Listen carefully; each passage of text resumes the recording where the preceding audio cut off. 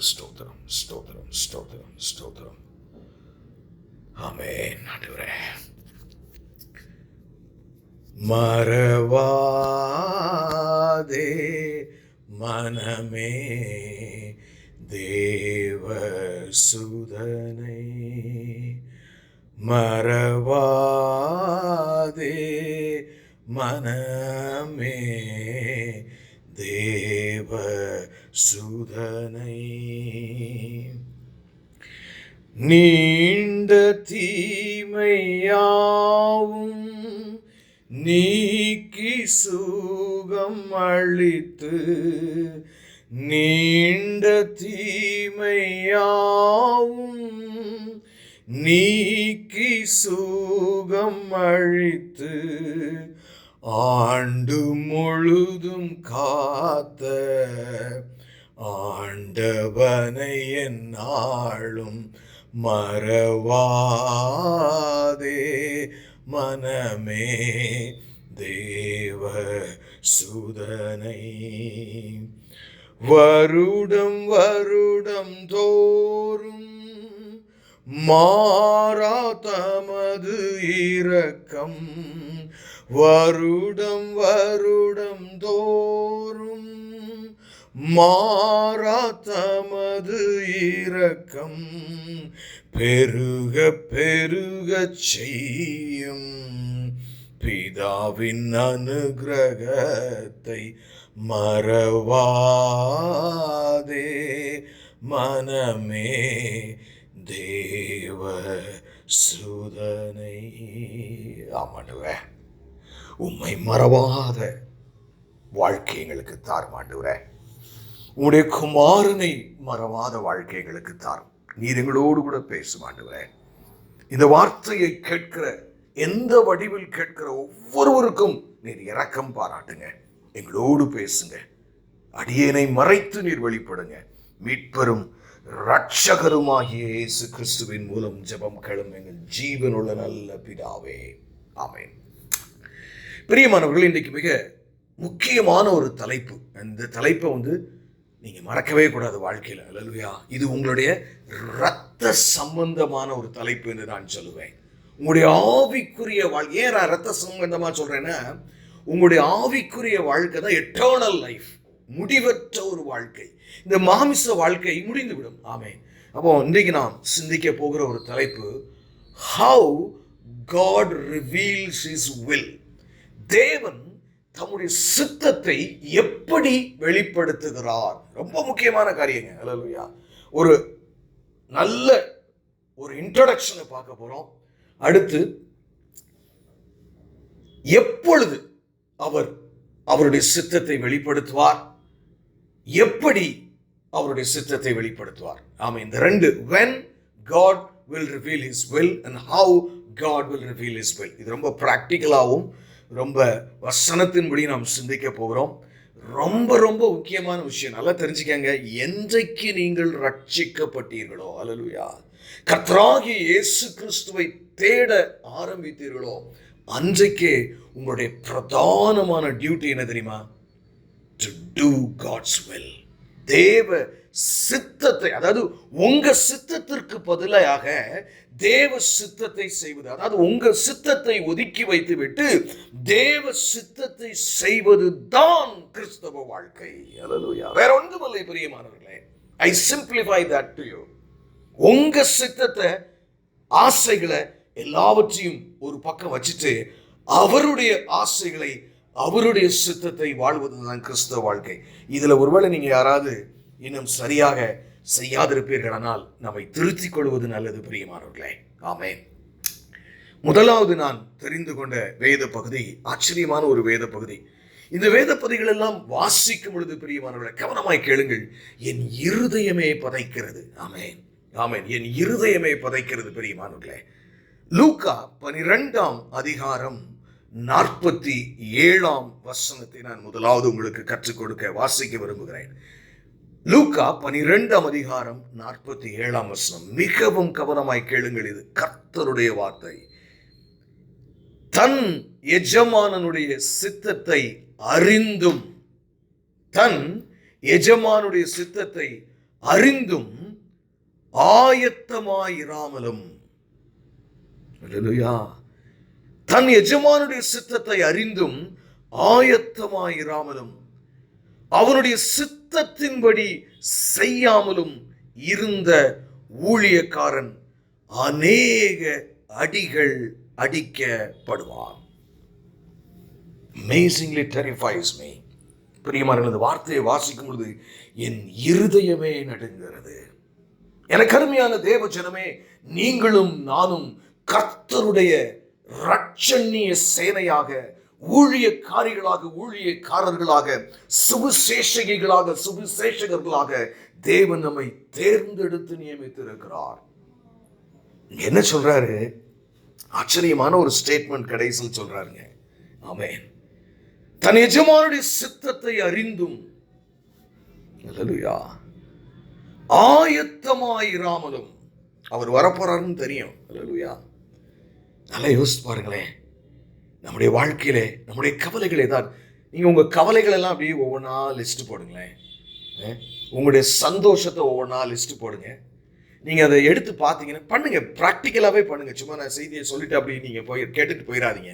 ஒவ்வொன்றா எழுதுங்க. இன்னைக்கு நைட்டு உட்காந்து நான் எதுக்கெல்லாம் கவலைப்படுறேன், எதுக்கெல்லாம் பயப்படுறேன், எதுக்கெல்லாம் நான் என்னுடைய ஆசீர்வாதங்கள் வேணும்னு நான் இதெல்லாம் நினைக்கிறேன். நீங்க எடுத்து பார்த்தீங்கன்னா 99% உலகத்தான் எதுக்கு கவலைப்படுறானோ அதுக்கு தான் நம்ம கவலைப்படுறோம். உலகத்தான் எதை தேடுறானோ அதை தான் நம்மளும் தேடுறாங்க. No difference at all. நான் வேதாகமம் இங்கு சொல்லுகிறது, தன் எஜமானுடைய சித்தத்தை அறிந்தும். பிரியமானவர்களே, பரிசுத்த பவுலை நான் ஒரு முன் உதாரணமாக இந்த இடத்தில் வைக்க விரும்புகிறேன். வேத பண்டிதர்கள் சொல்லுகிறார்கள், அந்த காலத்திலே அவன் யூதனாய் இருந்தும் ரோம பிரஜையை காசு கொடுத்து வாங்கினவன். அப்படின்னா என்ன அர்த்தம்? அந்த காலத்துல ஒரு செல்வ சீமானின் பிள்ளையாக பிறந்தான். இன்னைக்கு தேதிக்கு அவனுடைய சொத்த மதிப்பு 4000 கோடிக்கு இருக்கும் என்று சில வேத பண்டிதர்கள் சொல்லுகிறார்கள். நான் அதை சரியாக அறியேன். அவ்வளவு பெரிய மனிதனாயிருந்தான். ஆனால் கிறிஸ்துவை அறிந்த பின்பு பைபிள்ல அவங்க அப்பா பேர் என்ன, அம்மா பேர் என்ன, தங்கச்சி பேர் என்ன, தம்பி பேர் என்ன எழுதவே கூட இல்லைங்க. He was totally dedicated for the gospel. சொல்றான், சுவிசேஷத்துக்கு என்று தேவனால் வேறு பிரிக்கப்பட்டவன். எனக்கு அருமையானவர்களே, நம்முடைய கர்த்தராகிய இயேசு கிறிஸ்து அதி சீக்கிரமாய் வரப்போகிறார். ஆச்சரியமான ஒரு வார்த்தை இதுல என்னன்னு பாருங்களேன். எஜமானுடைய சித்தத்தை அறிந்தும் ஆயத்தமாயிராமலும். 2 விஷயம் சொல்றாரு. அவனுடைய சித்தத்தின்படி செய்யாமலும், அதாவது ஆயத்தம், செயல்பாடு 2 சொல்றாரு. What you are doing, how you are preparing yourself for his coming. 2லையும் ஸ்லாக்டா, அதாவது குறைவா இருக்கும் பொழுது அந்த ஊழியக்காரன், அந்த ஊழியக்காரி அநேக அடிகள் அடிக்கப்படுவான். It terrifies me, sisters and brothers. Does it terrifies you? வானத்தையும் பூமியும் உண்டாக்கின கர்த்தர் சொல்லுகிற வார்த்தை இது. இந்த வார்த்தையினுடைய ஆரம்பத்தை நீங்க வாசித்தீங்கன்னா அதை நான் உங்களுக்கு வாசித்து காட்ட விரும்புகிறேன். 36ஆம் வசனத்துல இது ஆண்டவர் நம்ம வாசிப்போம். லூக்கா 12ஆம் அதிகாரம் 36ஆம் வசனம். கவனமாய் கேளுங்கள். தங்கள் எஜமான் கல்யாணத்தில் இருந்து வந்து தட்டும்போது உடனே அவருக்கு திறக்கும்படி எப்பொழுது வருவார் என்று காத்திருக்கிற மனுஷருக்கு ஒப்பாயிருங்கள். அல்லேலூயா. நீ எப்படி கிறிஸ்தவ வாழ்க்கை வாழணுமா? மணவாளன் எந்த நிமிஷமும் வரலாம். அதாவது உங்களுடைய greatest expectation should be his coming, not your blessings, not your that thing, this thing and the other things. இது அது அந்த ஆசீர்வாதம் இந்த ஆசீர்வாதம் மாத்திரம் அல்ல பிரியமானவர்களே. ஏனால் இன்றைக்கு அநேக சமயங்களில் நம்ம அறியாமலே நம்முடைய ஜென்ம சுபாவங்கள் உலகத்தை நோக்கி நம்மை இழுத்துக் கொண்டு போகிற காரியமாய் காணப்படுகிறது. காசு வச்சிருந்தா எவனாலும் விலைக்கு வாங்கலாம் அப்படிங்கிற ஒரு உலகம் இது பிரியமானவர்களே. காசு இருந்தா எதுனாலும் செய்யலாம். பிரியமானவர்களே, தேவன் பின்னணியத்தில் செயல்படும் பொழுது அவர் செயல்படாதது போல காட்சி அளிக்கலாம். லூசிபரும் அவனுடைய தூதர்களும் தேவனுக்கு விரோதமாக பாவம் செய்த பொழுது அவனுக்கு நரக ஆக்கினியை, அக்கினி கடலை நியமித்து விட்டாரே. ஒரு நிமிஷத்துல அப்படி என்னை விட்டு அகன்று போங்கள் என்று தள்ளிவிட்டார். அவ்வளவு பெரிய தேவன். ஹல்லேலூயா. What is your priority in life? உங்களுடைய வாழ்க்கையின் முக்கியத்துவம் எது பிரியமானவர்களே? சீர்தூக்கி பாருங்கள். ஆண்டவர் சொல்றாரு, எஜமான் கல்யாண விருந்திலிருந்து வந்து தட்டும் போது, ஒரு நாள் நம்மளை தட்டுவாரு. அது நம்ம மரணமா இருக்கலாம், அவருடைய வருகையா இருக்கலாம், நமக்கு தெரியாது. உடனே அவருக்கு திறக்கும்படி. எப்படி? இந்த இருக்க ஏசப்பா இந்த வந்துடுறேன், நான் கொஞ்சம் ப்ரிப்பேர் ஆகிக்கிறேன். நிறைய பேர் இப்ப சொல்லுவாங்க, நான் இன்னும் ஆயத்தமாகல, அந்த அளவுக்கு நான் பரிசுத்தமாகல, அந்த அளவுக்கு நான் ஜெபிக்கல, அந்த அளவுக்கு வேத வாசிக்கல, அந்த அளவுக்கு ஊழியம் செய்யல, அந்த அளவுக்கு உண்மையா இல்ல. பரிதபிக்கப்பட்டவர்களாய் மாறிவிடக்கூடாது பெரியமானவர்களே. உடனே அவருக்கு திறக்கும்படி, உடனே அவருக்கு திறக்கும்படி. எப்பொழுது வருவார் என்று காத்திருக்கிற மனுஷருக்கு ஒப்பாயிருங்கள். இல்லைன்னா போக முடியாதுங்க. எப்பவுமே பயப்படுறது அந்த 10 கன்னிகள் இல்லஸ்ட்ரேஷன் தான், ஓமை. பாதி பேர் போலங்க. இவங்க எல்லாரும் வருகைக்கு ஆயத்தமா இருந்தவங்க தான், எல்லாம் இருந்ததா, எல்லாம் இருந்தாங்க, சரியான ஆயத்தத்துல இல்ல. இன்னைக்கு நம்மள அறியாமலே பாத்தீங்கன்னா பெரியவங்க 10 பேர் நம்ம வீட்டை தேடி வந்தாலும், ஒரு காரியத்தை சொன்னாலும், சரி பிரதர், சாதாரண ஒரு சின்ன பிள்ளை ஒன்று சொன்னா நம்ம செய்ய மாட்டோம். We always looking for prominence in life. பெரிய காரியங்களை, பெரியவர்கள் எத்தனை முறை நாம் தவறி விடுகிறோம் பிரியமானவர்களே. பிரசங்கிக்க நான் கடமைப்பட்டிருக்கிறேன். இருதயத்தில் இருந்து நான் உங்களோடு பேசுகிறேன். நீங்க அப்படி ஆயத்தமா இருக்கணுமா? இல்லைன்னா அநேக அடிகளால் அடிக்கப்படுவோம் பிரியமானவர்களே. இந்த வார்த்தையின் ஆழத்தை நான் எப்படி உங்களுக்கு விளக்கி சொல்லுவேன்? அநேக அடிகள் என்று சொல்கிறார். உனக்கு எல்லாமே தெரியும், உனக்கு எல்லாமே தெரியும். But what is your priority? எனக்கு அருமையான தேவஜனமே, எனக்கு அருமையான தேவஜனமே, இந்த நாட்களிலே தேவன் உங்களோடு கூட இடைபடும்படியாக பிரியமானவர்களே வந்திருக்கிறார். ஹல்லேலூயா. உங்களோடு இடைபடும்படியாக வந்திருக்கிறார். எச்சரிப்போடு நாம் இருப்போம். உடனே திறக்கும்படி எப்பொழுது வருவார் என்று காத்திருக்கிற மனுஷனுக்கு ஒப்பாயிருங்கள். 37ஆம் வசனத்தை பாருங்க. எஜமான் வரும்போது விழித்திருக்கிறவர்களாக காணப்படுகிற ஊழியக்காரரே பாக்கியவான்கள். மிச்சவங்க பாக்கியவான் இல்லைங்க. யாரு யாரு? எந்த விசுவாசி? விழித்திருக்கிறவர்களாக. என்னைக்கோ நான் ரட்சிக்கப்பட்டேன், ஏதோ ஒரு ஊழியத்தை செய்கிறேன் அல்ல.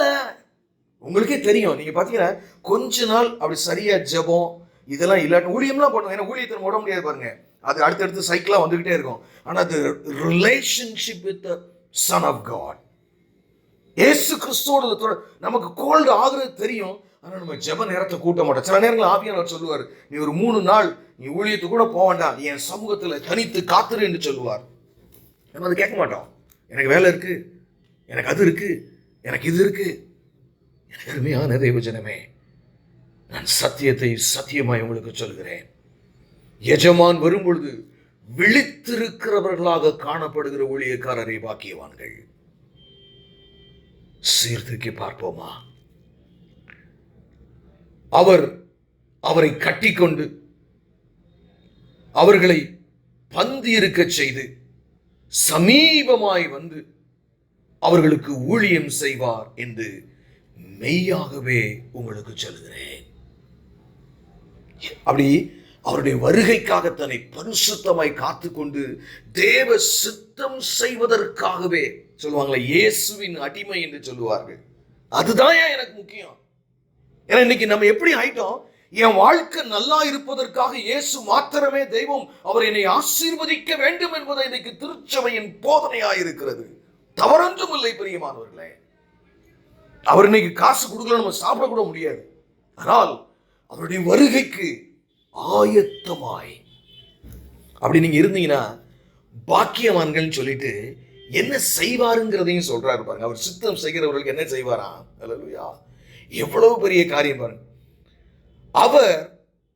அவரை கட்டி கொண்டு வந்து கட்டி முத்தமிடுவாராம். யாருங்க? வானத்தையும் பூமியும் உண்டாக்கினவர். அல்லேலூயா. வானத்தையும் பூமியும் உண்டாக்கினவர் அதை உங்களுக்கு செய்வார். கட்டி முத்தமிடுவாராம். வேற என்னங்க நமக்கு வேணும்? யாரு? ஆனா எல்லாரும் செய்ய மாட்டாராம். பாக்கியவான்களா மாறணும். யார் பாக்கியவான்கள்? அவர் சித்தத்துக்காகவும் அவர் வருகைக்காகவும் காத்திருக்கிற ஜனம்.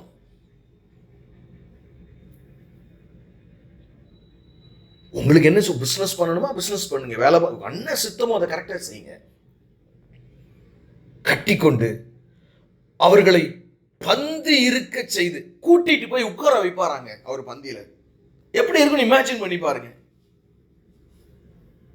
இவைகளெல்லாம் ஒரு நமக்கு புரிகிற அளவுக்கு எழுதப்பட்டிருக்கிறது பிரியமானவர்களே. உட்கார செய்து சமீபமாய் வந்து, அதுக்கு தானங்க ஓடுறோம். ஏசப்பா உங்க சமீபமாய் வருவாரா? யாருக்கு வருவார் தெரியுமா? அவர் சித்தம் செய்கிறவர்களுக்கு. அது ஏமாந்துடாதீங்க. சொல்ல வேண்டியது என்னுடைய கடமை. நீங்க நிறைய பேர் பாத்தீங்கன்னா பைபிளை வாசிக்கும் போதே தேடி தேடி வாக்குத்தத்தங்களை மட்டும்தான் வாசிச்சுட்டு போறாங்க. அப்படி இருந்துடாதீங்க. நீங்க அது ஆயுத்தமா இருப்பதற்கு அடையாளம் அல்ல. தேவன் எச்சரிக்கும் பொழுது மனம் திரும்புகிறவர்களாய் நாம் இருக்க வேண்டும் பிரியமானவர்களே. ஏன்னா நம்முடைய ஜென்ம சுவாபம், நம்ம பழகி வந்த விதம், நம்முடைய பாரம்பரியம் அநேக கட்டுகளினால் ஒருவேளை நம்மை கட்டி வைத்திருக்க கூடும். இல்லாமலே இருக்கலாம். பக்கத்துல வந்து சமீபமாய் வந்து, இது ஒண்ணு போதுங்க. வேற என்னங்க நமக்கு பரலோகம் வேணும்? சமீபமாய் வந்து அவர்களுக்கு ஊழியம் செய்வார். அல்லேலூயா. என்னங்க இது? இது என்னங்க? வானத்தையும் பூமியும் உண்டாக்கினவர் உங்களுக்கு ஊழியம் செய்வாராம். எப்படிப்பட்ட வல்லிய தெய்வம் என்று பாருங்கள் என்று மெய்யாகவே உங்களுக்கு சொல்லுகிறேன். அதாவது இயேசுவை சொல்லும் போதே, வானமும் பூமியும் ஒழிஞ்சு போதும், என்னுடைய வார்த்தைகளோ ஒழிந்து போவதில்லை. அவர் சொல்லியும் செய்யாதிருப்பார். அவர்கிட்ட நீங்க இருக்கணுமாங்க. அவர் உங்களை கையை பிடிச்சு பந்தியில கொண்டு போய் விடணுமா? அவர் உங்களுக்கு பரிமாறணுமா?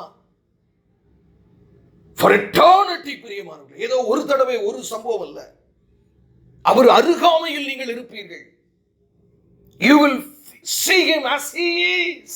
அவர் இருக்கிற வண்ணமாய் அவரை காண்கிற ஜனம் யார்? அவருடைய சித்தத்தின்படி வாழ்கிறவனே, தன்னுடைய சித்தத்தை செய்கிறவன் அல்ல. எனக்கு அருமையான தெய்வ ஜனமே, நம் மனம் திரும்புவோமா?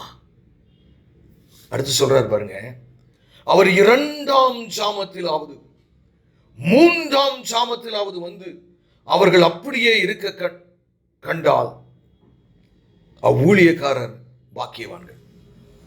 என்ன சொல்றாருன்னா, மிட் நைட், அதாவது லேட் மார்னிங், அந்த மாதிரி எதிர்பாராத அந்த சூழ்நிலை, வாழ்க்கையில கருகலான அந்த சூழ்நிலை, உலகத்தின் முடிவில் கருகலான அந்த சூழ்நிலை. ஏங்க இதெல்லாம் எழுதணும்? எதுக்குங்க பைபிள் இதெல்லாம் இருக்கு?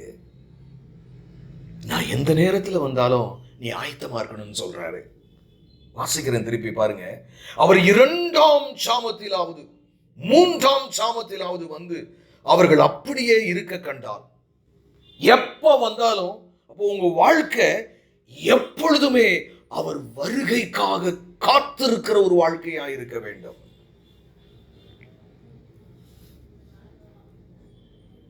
ஆமென். இருக்க கண்டால் அவ்வூழியக்காரர் பாக்கியவான்கள்.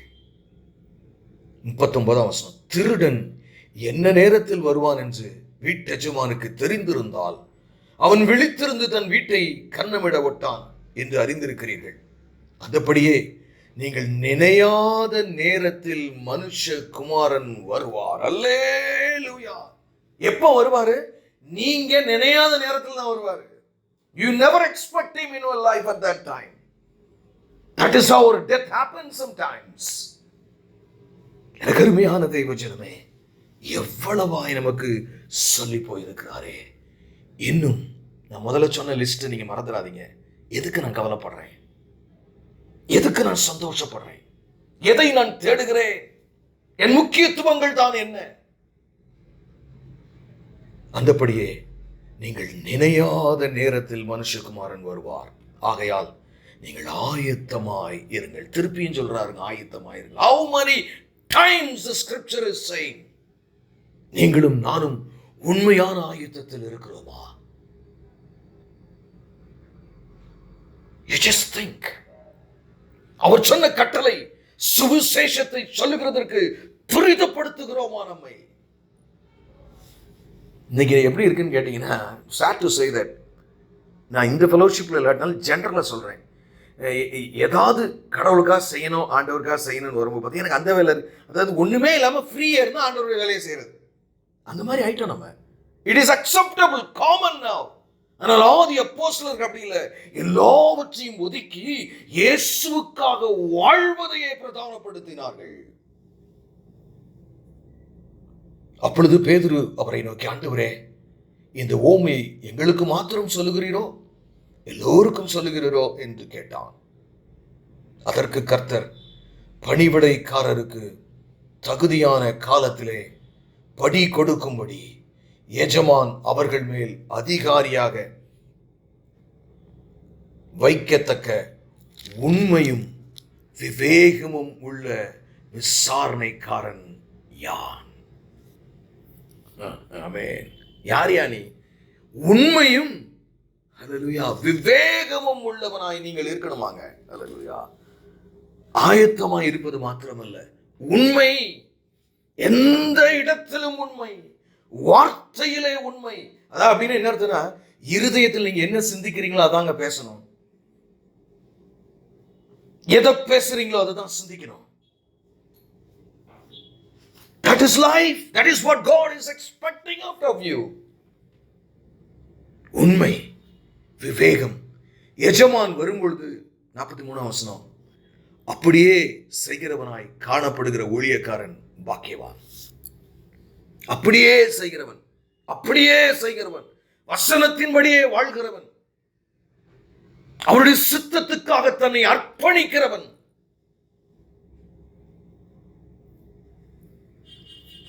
இன்னைக்கு நமக்கு ஒரு சின்ன கஷ்டம் வந்தாலே நம்ம அதை ஆஃப் பண்ணவே மாட்டோம். Blessings, blessings, blessings. Nothing wrong in it, precious people.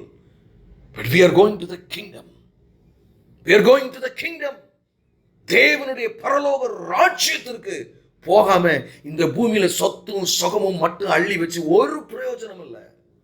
உலகம் முழுவதையும் நீ ஆயத்தப்படுத்தினாலும் உன் ஆத்மாவை நஷ்டப்படுத்துவாயினால் உனக்கு லாபம் என்ன என்று வேதம் சொல்லுகிறது. 44 வசனத்தை பாருங்க, எனக்கு நேரம் இல்லை. தனக்குள் எல்லாவற்றின் மேலும் அவனை விசாரணைக்காரனாக வைப்பான் என்று மெய்யாகவே உங்களுக்கு சொல்லு. யாரு? விவேகமும் உண்மையும் உள்ளவன், அப்படியே அவருடைய சித்தத்தின்படி வாழ்கிறவன். நல்லா தெரிஞ்சுக்க, இந்த 2024 ஆண்டு நீங்க ஒரு ஒரு பொருத்தரை பண்ணணும். நான் இயேசுவின் சித்தத்தை முதலாவது அறிந்து கொள்ளுவேன், அதன் பின்பு அதற்காகவே நான் வாழ போகிறேன். Tell your family, tell your friends, tell who are all in the church that from now on I will do only the God's will, no matter what happens to me. எனக்கு என்ன நடந்தாலும் சரி. அப்ப ஆண்டவர் சொல்றாரு, என்ன சொல்றாரு பாருங்க, அவனை விசாரணைக்காரனாக வைப்பேன். அல்லேலூயா. இது மெய்யாகவே உங்களுக்கு சொல்லுகிறேன். இயேசு இந்த இடத்துல மெய்யாகவேன்னு சொல்லிட்டு இருக்கிறாரு. அதாவது இயேசு கிறிஸ்து பேசுறதை மட்டும் நீங்க சாதாரணமா நினைச்சு விட்டுறாதீங்க. He is the foundation of everything. நான் யோவான்ட்ட வெளிப்படுத்தின விசேஷம், நான் ஆதியும் அந்தமுமா இருக்கிறேன் மகனே, பயப்படாதே, மரித்தேன், ஆனால் இதோ சதா காலங்களிலும் உயிரோடு இருக்கிறேன். அந்த ஊழியக்காரனா என் எஜமான் வர நாள் செல்லும் என்று தனக்குள்ளே சொல்லிக்கொண்டு அப்படி இருக்க வேண்டியவன், அப்படி இல்லாம அவரெல்லாம் வரமாட்டாருங்க. அவர் தான் சொல்லிட்டு 2000 வருஷம் ஆச்சுல, எங்க வந்தார்? இன்னைக்கு நமக்கு பெரிய பெரிய உலக காரியங்களே நம்ம தேடுவோம். ஏன்னா அந்த ஊழியக்காரனோ என் எஜமான் வர நாள் செல்லும் என்று தனக்குள்ளே சொல்லிக்கொண்டு வேலைக்காரரையும் வேலைக்காரிகளையும் அடிக்கவும் புசிக்கவும், அதாவது அவங்களுக்கு கீழே கொடுக்கப்பட்ட பணியாட்களை துர்பிரயோகம் பண்றது. இன்னைக்கு ஊழியத்தில் நிறைய பார்க்கறது. ஒரு அதிகாரத்தில் இருப்பாங்க, அது பாஸ்டரா இருக்கலாம், இல்ல தலைவர்களா இருக்கலாம், அவங்க என்ன செய்யணும்? கடிப்பாங்க, அடிக்கவும். இட்ஸ் ஆல் ஹேப்பனிங் நவ. எச்சரிக்கை. பரிதபிக்கப்பட்ட நிலைமையில முடிந்து போகும் பிரியமானவர்களே. அந்த ஊழியக்காரன் எஜமான் வர நாள் செல்லும் என்று தனக்குள்ளே சொல்லிக்கொண்டு வேலைக்காரரையும் வேலைக்காரிகளையும் அடிக்கவும், யாரு? ஏசப்பா நியமிச்சுட்டு போன ஊழியக்காரன், தலைவன், அடிக்கவும் புசிக்கவும் குடித்து வெறிக்கவும் தலைப்பட்டான். அதாவது he was not doing the God's will. ஆட்டு மந்தையை மேய்க்க சொல்லி அதுக்கு ஒரு தகப்பனாய் இருக்க ஆண்டவர் சொல்லி இருக்கிறார். பிரியமானவர்களே, நான் என்னத்தை பிரசங்கிப்பேன்? 46 வசனம். அவன் நினையாத நாளிலும் அறியாத நேரத்திலும் அந்த ஊழியக்காரனுடைய எஜமான் வந்து அவனை கடினமாய் தண்டித்து, திருப்பிங்க, I tell you, உங்கள் கால்களை தொட்டு கேட்கிறது. This is very serious thing that I am talking to you. அவனை கடினமாய் தண்டித்து உண்மை இல்லாதவர்களோட அவனுக்கு பங்கை நியமிப்பான் அப்படின்னு நரகத்தில் தள்ளிடுவாராம். வேற எங்கங்க? பிரியமானவர்களே, தயவு செய்து சொல்றேன், சால்வேஷன் சொல்றேன்ல, அந்த ஒரு வேர்டுக்குள்ள நீங்க கடவுளுடைய சித்தத்தின்படி, தேவனுடைய சித்தத்தின்படி வாழலன்னு your salvation is incomplete ஆயிருதுங்க. If you don't change yourself to the will of God, you are not leading a Christian life at all. What is your priority now? What is my priority? என் ஊழியத்தை கட்ட வேண்டும், இது பிரபலமான ஊழியமாக வேண்டும், இதை அத்தனை பேர். No, it is not. Who wants that? அவன் நினையாத நாளிலும் அறியாத நேரத்திலும் அந்த ஊழியக்காரனுடைய எஜமான் வந்து அவனை கடினமாய் தண்டித்து உண்மை இல்லாதவர்களோட அவனுக்கு பங்கை நியமிப்பான். தன் எஜமான் சித்தத்தை அறிந்தும், கடைசியில் சொல்லி முடிக்கிறாருங்க. 48 வரைக்கும் 47 நான் முடிச்சுக்கிறேன். That's a time limit I have. தன் எஜமானுடைய சித்தத்தை அறிந்தும் ஆயத்தமாயிராமலும் அவனுடைய சித்தத்தின்படி செய்யாமலும், இருதயத்தில் எழுதுங்க, நான் ஏசப்பா சித்தம் செய்யணும்னு செய்யாமலும் இருந்த ஊழியக்காரன் அநேக அடிகள் அடிக்கப்படுவான். எனக்கு அருமையானவர்கள், ஒருவேளை நாம் அப்படி இல்லாது இருக்கலாம். ஆனாலும் நீங்கள் எச்சரிக்கையோடு வாழும்படி கர்த்தர் நம்மை அழைக்கிறார். இப்போ நம்ம என்ன பார்த்துட்டு இருக்கோம்? பார்ட் 1 சீரீஸ்ல the importance of God's will, அதை தான் இப்போ பார்த்துக்கிட்டு இருக்கோம். எப்படி தேவன் தன்னுடைய சித்தத்தை இந்த செய்தியை நீங்க தொடர்ந்து வந்து கேளுங்க. You will have a completeness. ஆமென். கர்த்தர் தாமே உங்களை ஆசீர்வதிப்பார்கள். ஜெபிப்போம். எங்களை நேசிக்கிற நல்ல தகப்பனே, தந்த நல்ல வார்த்தைக்காக நன்றி செலுத்துகிறோம். அழிந்து போகிற வாழ்க்கை, முடிந்து போகிற உலகம், எல்லாவற்றை கட்டினாலும் அது பலதாய் போய் கொண்டு இருக்கிறதை நாங்கள் பார்க்கிறோம். அப்பா, உம்முடைய வருகைக்கு ஆயத்தமான ஊழியக்காரனாய் ஆண்டவரே, எங்களுக்கு கீழ் இருக்கிறவர்களை நீர் எங்களுக்கு பங்காய் கொடுத்திருக்கிறவர்களிலே நாங்கள் சரியாய் இருக்கும்படி ஆண்டவரே, ஒரு வார்த்தை வாசித்தோம், அந்த ஊழியக்காரன் சரியில்லாம அடிக்கிறவனாய் ஆண்டவரே, நாங்கள் அப்படி இருந்து விடாதபடி எங்களுக்கு கிருபை செய்யுங்கப்பா. ஒவ்வொருவரும் ஆண்டவரே, நாங்கள் உம்முடைய சித்தத்தை செய்கிறவர்களாக எங்களை மாற்றுங்க. மீட்பரும் இரட்சகருமாகிய இயேசு கிறிஸ்துவின் மூலம் ஜெபம் கேளும் எங்கள் ஜீவனுள்ள நல்ல பிதாவே.